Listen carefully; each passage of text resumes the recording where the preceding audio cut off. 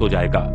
दुनिया के सारे भूखंड विध्वंस होकर भारत की ओर केंद्रित हो जाएंगे, जिसे हम पेंजिया और गोंडवाना लैंड कहते हैं। ये प्रक्रिया बहुत ही अद्भुत और विशाल है। वैज्ञानिक जिन क्रियाओं को होने के लिए लाखों करोड़ों साल का समय लगता है, ऐसा मानते हैं कि वो क्रियाएं पलक झपकते ही कुछ ही समय में शुरू हो जाएंगी और इस पृथ्वी के ध्रुवों का केंद्रीयकरण होकर पृथ्वी पर बिखरे हुए सारे शक्तियों के चक्रों का ईथर शक्ति द्वारा एक ही मोनोपोल में केंद्रीयकरण हो जाएगा, जिसके द्वारा सारे पृथ्वी पर वो ईथर शक्ति सभी प्राणी मात्रा और प्रकृति की ऊर्जा में निरंतर प्रवाहित होती रहेगी। यही ईथर शक्ति ब्रह्मांड में सारे क्वांटम चेंजेस लाएगी, जिसके कारण मानो बिग बैंग जैसे परिस्थिति का निर्माण होगा, क्योंकि परमात्मा जो 10 मितीय विश्व में रहते हैं, वो इसी सूक्ष्म ईथर शक्ति के द्वारा ब्रह्मांड और सृष्टि के हर कणों का विकेंद्रीकरण बाहर की दुनिया से करेंगे, जिससे थर्मोडायनामिक के दूसरे नियमों द्वारा सृष्टि की एंट्रोपी शून्य हो जाएगी। ब्रह्मांड के सारे भौतिक कणों का विकेंद्रीकरण की स्थिति बन जाती है, जिसका प्रतिबिंब उन्हें अभी के ब्रह्मांड के कणों में प्राप्त होता है, जिस कारण वो सोचते हैं कि ये सारे कण कभी एक समय एकत्रित थे और आज बिखर गए, जिससे आगे चलकर ये विद्यमान जगत बन गया। परमात्मा की पराशक्ति के द्वारा हमारे मस्तिष्क में द्वापर युग के आरंभ में जो सूक्ष्म कृष्ण विवर बना हुआ था, वो नष्ट हो जाएगा और हमारा अचेतन मन पूरी तरह खुल जाएगा और दुनिया की सभी आत्माओं को अपने असली स्वरूप का ज्ञान हो जाएगा कि हम वास्तव में आत्मा हैं और न कि ये भौतिक शरीर, और साथ साथ अपने सच्चे आत्मिक पिता का ज्ञान संसार की सभी आत्माओं को होगा, जिससे सारे संसार को ईश्वर का परिचय और अनुभव हो जाएगा। अंत में न्यूट्रॉन कणों का कृष्ण विवर भी नष्ट हो जाता है। शुभ्र और कृष्ण विवर का पृथ्वी के गुरुत्वीय केंद्र के मध्य का अंतर समय के साथ साथ कम होता जाता है, जो अब बहुत कम है और आगे चलकर ये और कम हो जाएगा। इसके कारण प्रकाश की किरणें अधिक वक्रमान हो जाती हैं, जो कि शुभ्र विवर का पृथ्वी के गुरुत्वीय केंद्र की शक्तियों के साथ का संबंध है। अभी ध्रुवीय तारा नीचे आने के कारण ब्रह्मांड के मध्य भाग में आकाश तत्व फैल रहा है, जिसके कारण वैज्ञानिकों को ये विश्व प्रसारण होता हुआ नजर आता है। उन्हें आकाश गंगा एक दूसरे से अधिक दूर जाती दिखाई दे रही है। तारों का दूर जाना प्रकाश की स्पेक्ट्रम से पता चलता है। अभी प्रकाश की तरंगों में रेड शिफ्ट इसी के कारण मिल रही हैं। ध्रुवीय तारा की गति हमारे मानसिकता की पवित्रता पर आधारित होती है। द्वापर युग से लेकर कलयुग तक हमारी पवित्रता में निरंतर गिरावट आने के कारण हमारी कुंडलिनी शक्ति, जो सतयुग त्रेता युग में सहस्त्र चक्र में थी, वो आज्ञा चक्र, फिर हृदय चक्र और अभी कलयुग में मूलाधार चक्र में आ जाती है। इसके कारण ध्रुवीय तारा भी धीरे धीरे नीचे आना शुरू हो जाता है और साथ साथ पृथ्वी के संग उसका केंद्र बिंदु थोड़ा झुकना शुरू हो जाता है, जो अभी कलयुग में 23.5 अंश तक आ जाता है। इसलिए सारा आकाश तत्व हमें अभी 23.5 अंश झुका हुआ नजर आता है। सहस्त्र चक्र से नीले रंग की प्रकाश की किरणें फैलती हैं और मूलाधार से लाल रंग की, जो अभी विश्व में हमें तारों से प्रकाश की लाल रंगों की तरंगे मिल रही हैं। ब्रह्मांड का इस तरह फैलना और फिर सिकुड़ जाना, इसके कारण वैज्ञानिक इसे बिग बैंग द्वारा निर्माण हुआ बताते हैं, लेकिन ये ब्रह्मांड अनादि है। इसका न कभी निर्माण हुआ है और न ही कभी अंत होगा। सिर्फ ब्रह्मांड का परिवर्तन ही होता है। अभी ध्रुवीय तारे के नीचे आने की गति ज्यादा होने के कारण ब्रह्मांड में कई जगह आकाश गंगाएं पीछे से खींचती हुई दिखाई दे रही हैं, जिसे वैज्ञानिक डार्क फ्लो प्रॉब्लम बता रहे हैं। उन्हें ये पता नहीं पड़ रहा है कि ये क्या हो रहा है। वैज्ञानिकों ने जो उपग्रह ब्रह्मांड में दूर भेजे थे, वो फिर से पृथ्वी की ओर आ रहे हैं। वो क्यों आ रहे हैं, ये उन्हें पता नहीं चल रहा। इस ब्रह्मांड की चक्रीय अवकाश प्रणाली का ज्ञान उन्हें नहीं होने के कारण उन्हें इस बात का आश्चर्य हो रहा है। पृथ्वी का केंद्रीय गाभा पूरी तरह चार्ज होने के कारण पृथ्वी के ऊपर का आकाश तत्व भी बहुत चार्ज हो जाता है, जिससे सारा तारामंडल बहुत धीमी गति से घूमेगा और पृथ्वी पर दिन रात 21-21 घंटों के हो जाएंगे। वो फिर त्रेता युग में 18-18 घंटों के, द्वापर युग में 15-15 घंटों के और अभी कलयुग में 12-12 घंटों के हो जाते हैं। आने वाले समय में ध्रुवीय तारा जैसे जैसे पृथ्वी की तरफ और नजदीक आ जाएगा, जिससे तारामंडल और तेज गति से घूमना शुरू होगा, उसके कारण दिन रात 9-9 घंटों के हो जाएंगे और प्रकाश की गति भी 10 गुना बढ़ जाएगी, माना वो 30 लाख किलोमीटर प्रति सेकंड हो जाएगी। तारामंडल में अनेक तारे फूटते हुए नजर आएंगे तथा कोई कोई तारे ब्राउनियन गति की तरह इधर उधर घूमना शुरू हो जाएंगे।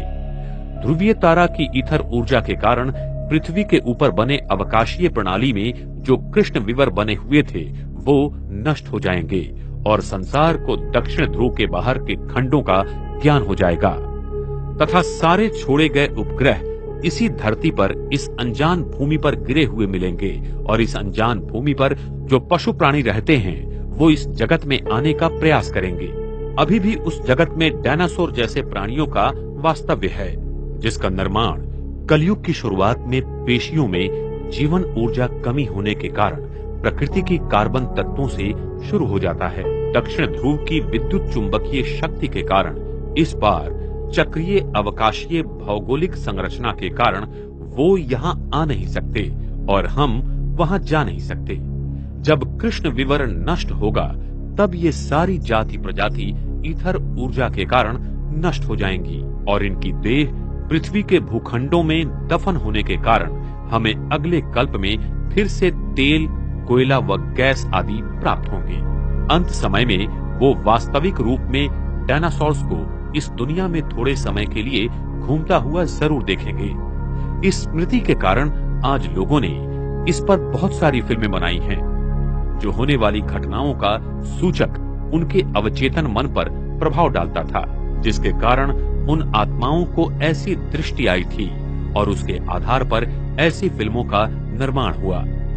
जब ध्रुवीय तारा की शक्ति के साथ साथ वो पराभौतिक ईथर शक्ति O9 जो अति शक्तिशाली और दिव्य भूत है, उसकी शक्ति सारे ब्रह्मांड के पांचों तत्वों के कणों में मिल जाएगी, जिससे तत्वों के कणों का विकेंद्रीकरण होना शुरू हो जाएगा और साथ साथ परमात्मा और अन्य पवित्र आत्माओं का आत्मिक बल इस ब्रह्मांड में ऊर्जा का केंद्रीयकरण करेगा, जिससे विश्व की अनावश्यक ऊर्जा शून्य हो जाएगी और थर्मोडायनेमिक सिद्धांत के दूसरे नियमानुसार विश्व में ऊर्जा का केंद्रीयकरण बाहरी शक्ति से होगा, जिससे ये सारा ब्रह्मांड ईथर शक्ति के द्वारा पुनः रीसेट हो जाएगा। ये अति शक्तिशाली ईथर O9 ईश्वर का अपना पारसमणि है, जो अति सूक्ष्म दैव भूमि के संरचना के द्वारा सारे तत्वों को शुद्ध रूप में लाता है। प्रकृति का हर भौतिक कण अपनी पूर्ण ऊर्जा स्वरूप में आ जाएगा।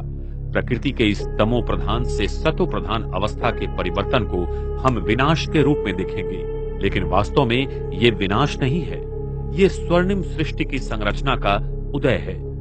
मनुष्य आत्माओं की पवित्रता इस ब्रह्मांड की ग्रेविटी को नियंत्रित करती है। ये सत्य सारी दुनिया को मानना पड़ेगा। वर्तमान समय में ब्रह्मांड का ध्रुवीय तारा, जिसमें ईथर शक्ति O9 भरी हुई है, वो एक स्ट्रिंग की तरह इस धरती की ओर आ रहा है और उसके साथ साथ परमात्मा की सर्वोच्च पराशक्ति भी आ रही है, जिसके कारण सारा विश्व एक वैश्विक मोड़ लेगा और इस सृष्टि चक्र में पुनः नए स्वर्णिम युग का शुभारंभ होगा। ईथर शक्ति प्रकृति के पांचों तत्वों एवं प्राणी मात्राओं का और परमात्मा की पराशक्ति मनुष्य आत्माओं का संपूर्ण शुद्धिकरण कर उन्हें पूरी तरह से परिवर्तित कर देगी। इसलिए इन दोनों शक्तियों को लाने वाले ध्रुवीय तारा को परमात्मा का पारसमणि कहते हैं, जो सारे विश्व को संपूर्णतः परिवर्तन कर नए सतयुगी सृष्टि का निर्माण करता है। ध्रुवीय तारा धरती के नजदीक आकर फिर अपने पूर्व स्थान पर चला जाएगा, जिसे इसी समय सारा संसार प्लैनेट एक्स एवं निब्रू के रूप में चर्चा कर रहा है। वो भी पृथ्वी के नजदीक से आकर चला जाएगा। ध्रुवीय तारा के अपने स्थान पर जाने के बाद सारे ब्रह्मांड का विस्तारीकरण रुक जाएगा और साथ साथ केंद्रीय गुरुत्वीय बल शून्य हो जाएगा और ब्रह्मांड फिर अपने पहले के स्थान में आ जाएगा। सारी आकाश गंगाएं, तारे, सूर्य, चंद्र आदि पृथ्वी पर सतयुग में जैसे घूमते थे वैसे ही घूमना शुरू कर देंगे। प्रकाश की गति धीमी होने के कारण पृथ्वी के दोनों ध्रुवों पर भेजे गए सारे उपग्रह नजर आने लगेंगे, जिससे पृथ्वी गोल नहीं बल्कि चकती रूप में है। ये अद्भुत सत्य सारे संसार के सामने आ जाएगा। प्रकृति तथा विराट ब्रह्मांड की ये क्रिया अति विशाल और अद्भुत गोपनीय है, जिसे आज तक कोई नहीं जान पाया। ये सारे सत्य हमें आने वाले समय में प्रत्यक्ष मिलेंगे। माउंट आबू, सृष्टि परिवर्तन की प्रक्रिया का स्थान। पृथ्वी की सारी प्राचीन संस्कृतियां जैसे इजिप्ट के पिरामिड्स, ईस्टर आइलैंड, माया संस्कृति के पिरामिड्स आदि पृथ्वी के ले लाइन पर विकसित हुई हैं। प्राचीन संस्कृतियों ने इन्हीं स्थानों से पृथ्वी के चुंबकीय गाभा को ईथर ऊर्जा मिलने वाली वास्तुशिल्पों का निर्माण किया था, जिससे पृथ्वी को वो ईथर शक्ति मिल सके। अगर इन्हीं स्थानों को एक रेखा से जोड़ा जाए तो उस पर माउंट आबू, ये भारत का स्थान अरावली पर्वत में आता है। इस स्थान के अक्षांश और रेखांश देखा जाए तो 24 नॉर्थ अंश और 72 ईस्ट अंश पाए जाते हैं। ध्रुवीय तारा का पृथ्वी के साथ का 23.5 अंशों का झुकना और आकाश तत्व पृथ्वी के साथ 72 अंशों में उठना इसी माउंट आबू स्थान पर मिल जाता है, जो पृथ्वी का अभी केंद्र बिंदु है। तो विश्व परिवर्तन की प्रक्रिया यहीं से शुरू होती है। जिस प्राचीन राजयोग को सीखने की चाहत सारा संसार करता है, उसी राजयोग को सिखाने के लिए स्वयं सर्वोच्च परमात्मा शिव इस माउंट आबू की धरा पर आकर सारे विश्व का परिवर्तन कर रहे हैं। प्रकृति की होने वाली विराट परिवर्तन क्रिया की घटना को हम विनाश के रूप में देखेंगे।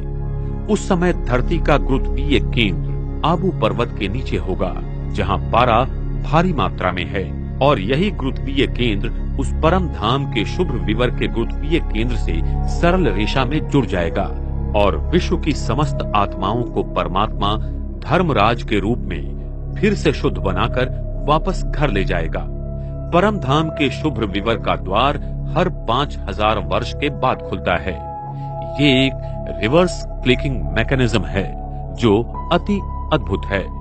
जिस समय शुभ विवर का द्वार खुल जाएगा, तब सारी आत्माएं आबू पर्वत के केंद्रीय गुरुत्वीय स्थान से परम धाम की ओर वापसी की यात्रा करेंगी। इस भारत भूमि पर फिर से सतयुग शुरू होगा और श्री कृष्ण, श्री राधे की आत्माओं का जन्म होगा। सृष्टि की फिर से हूबहू पुनरावृत्ति होने लगेगी। ये सृष्टि हर 5000 वर्ष के बाद हूबहू घूमती रहती है। ये एक अद्भुत और अति गृह रहस्य सिर्फ परमात्मा हमें बता सकते हैं। इस भारत भूमि पर स्वयं परमात्मा का दिव्य अवतरण पिछले 78 साल से हो रहा है, जो कि एक बहुत अद्भुत और दिव्य घटना है। लेकिन वर्तमान समय में मानव अपने इंद्रियों और सुख साधनों में इतना खो गया है कि वो इस सत्य को बार बार ठुकरा देता है। अंत में वो आत्माएं जिन्होंने परमात्मा को पहचाना और उसके कहने पर अपना जीवन व्यतीत किया, उसे आने वाले स्वर्णिम सृष्टि में परमात्मा देवी देवताओं के स्वरूप में ईश्वरीय जीवन बहाल करेगा। वर्तमान समय में स्वयं सभी आत्माओं के पिता परमात्मा मनुष्य आत्माओं को आने वाली नई सृष्टि का उपहार देने आया हुआ है। इसलिए हरेक आत्मा अपना उपहार उस परम पिता परमात्मा से लेकर स्वयं को ईश्वरीय शक्ति से भरपूर करे, जिससे इस पृथ्वी पर आने वाली स्वर्णिम सृष्टि में वो जाने के लायक बन सके तथा ईश्वर के इस महान कार्य में सहयोगी बनकर आने वाली स्वर्णिम सृष्टि का निर्माता बनकर अपना भाग्य बनाए। एक ओर सारी मानव जाति उस ईश्वर को मंदिर, मस्जिद, गिरजाघर में ढूंढ रही है तथा दुनिया के सारे वैज्ञानिक संशोधन कर ब्रह्मांड के रहस्यों को जानने की कोशिश कर रहे हैं, तो दूसरी ओर स्वयं परमात्मा शिव अरावली पर्वत में स्थित माउंट आबू की सुंदर वादियों में नए स्वर्णिम सृष्टि की कलाकृति बना रहे हैं। ये सत्य आने वाले समय में सारे संसार के सामने उजागर हो जाएगा। हाल ही में दुनिया भर के निकोला टेस्ला के चाहने वाले इस बात को मान रहे हैं कि वो महान वैज्ञानिक निकोला टेस्ला दुनिया में फिर से आएगा, क्योंकि टेस्ला ने खुद जुलाई 17, 1930 में कहा था, अभी नहीं, लेकिन भविष्य में उचित समय आने पर मैं कुछ ऐसी उद्घोषणा करूंगा जो कि आपने किसी परिकथा में भी नहीं सुनी होगी। अब वक्त आ गया है कि ये संसार उस महान निकोला टेस्ला के विज्ञान की झलक फिर से देखेगा। निकोला टेस्ला का अनंतता और अमरत्व का विज्ञान दुनिया के सामने आने वाले समय में होगा। आने वाली अद्भुत और दिव्य स्वर्णिम दुनिया के लिए विज्ञान और पराभौतिक शक्ति दोनों दिव्य कार्य करेंगे और इस विश्व में आध्यात्मिकता और विज्ञान का संगम होकर एक नए स्वर्णिम युग की शुरुआत होगी। हम दुनिया के सभी वैज्ञानिकों को इस महान कार्य के लिए निमंत्रित करते हैं। इस फिल्म को देखकर आपके मन में जो भी अभिप्राय और शंकाएं हैं वो आप हमें जरूर लिखें।